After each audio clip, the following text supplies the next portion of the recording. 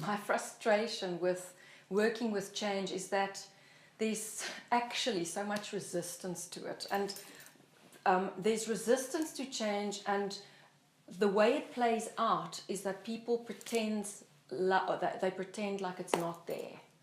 And so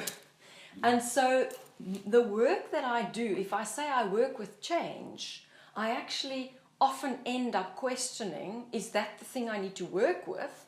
Because people are in denial about the requirement for change, I end up not knowing what to speak about, because it's an invisible force. Change is invisible until we acknowledge that it's there. And the moment you've spoken the word, you give shape to it, and then human nature says, it has now come into being, best we do something with it. And that, I think, is what makes change so scary.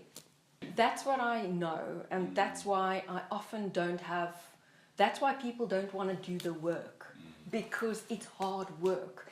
It says we need to talk about in the boardroom, in our leadership team, we have to talk about the stuff that we don't want to talk about.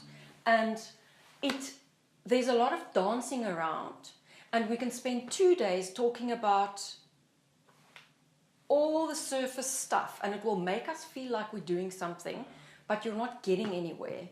Where you need to get to is the stuff that you don't want to talk about. And you will probably find that most organizations are going to choose people to work with that will allow them to keep on talking about the stuff they want to talk about. Very few are going to say, okay, now let's take it to where we don't want to talk about it. And there's a few layers in between. So I know that